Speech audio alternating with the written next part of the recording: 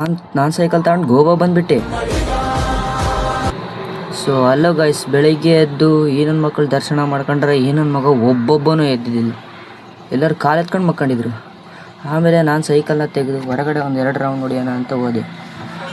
ಆಮೇಲೆ ನಮ್ಮ ದೋಸ್ತಿಗೆ ವೀಡಿಯೋ ಮಾಡೋಕ್ಕೆ ಕೊಟ್ಟರೆ ಇವ್ನು ನನ್ನ ಮಕ್ಕ ಬಿಟ್ಟು ಎಲ್ಲದನ್ನ ವೀಡಿಯೋ ಮಾಡೋಕ್ಕೆ ಸ್ಟಾರ್ಟ್ ಮಾಡ್ಕೊಂಡ.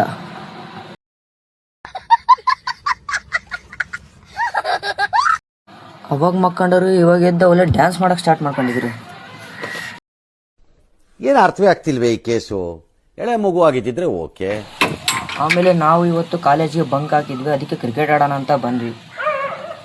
ಇಲ್ಲ, ನನಗೆ ಈ ಮೊಬೈಲ್ ಆಪರೇಟ್ ಮಾಡೋದೇ ಬರಲ್ಲ ನನಗೆ. ಆಮೇಲೆ ನಾನು ಬ್ಯಾಟ್ ಎತ್ಕೊಂಡು ಬ್ಯಾಟಿಂಗ್ ಮಾಡೋದಂತ ಬಂದೆ. ಒಂದು ರನ್ ಕೂಡ ಹೊಡಿಲಿಲ್ಲ. ಯಾಕೆ ಆಮೇಲೆ ಶಿಸ್ತ ಕ್ಯಾಂಟೀನ್ಗಳು ಬಂದು ಸ್ನ್ಯಾಕ್ಸ್ ಕಟ್ಸ್ಕೊಂಡು ಹಾಸ್ಟೆಲ್ ಕಡೆಗೆ ಅಂತ ಹೊಲ್ಟಿ. ಹಂಗೆ ಸ್ನ್ಯಾಕ್ಸಿಂದೊಂದು ವಿಡಿಯೋ ತೆಕ್ಕೊಂಡು ಆಮೇಲೆ ಅವನ್ನ ಬ್ಯಾಟಿಂಗ್ ಮಾಡೋಕ್ಕೆ ಕುಂತ್ವಿ.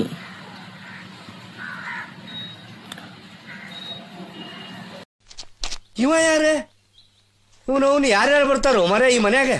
ಆಮೇಲೆ ಸ್ನ್ಯಾಕ್ಸ್ನ ಬ್ಯಾಟಿಂಗ್ ಮಾಡಿ ನಾನು ರೈಲ್ವೆ ಸ್ಟೇಷನಿಗೆ ಬಂದು ಕುಂತೆ.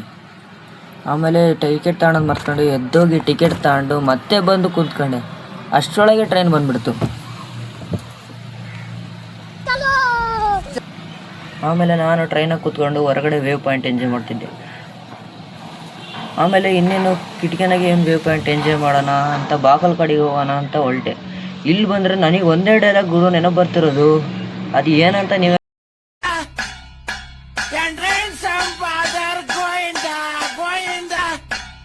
A few moments later. ಆಮೇಲೆ ನೋಡ್ತಾನೆ ನಮ್ಮೂರು ಬಂದುಬಿಡ್ತು. ಇದೇ ನಮ್ಮೂರು ಬೋರ್ಡ್ ನೋಡ್ರಿ. ಮತ್ತು ಎಲ್ಲರೂ ಆರಾಮಿದ್ದೀರ ಅನ್ಕೊತೀನಿ. ನೆಕ್ಸ್ಟ್ ವ್ಲಾಗಲ್ಲಿ ಸಿಗೋಣ. ಗುಡ್ ಬಾಯ್.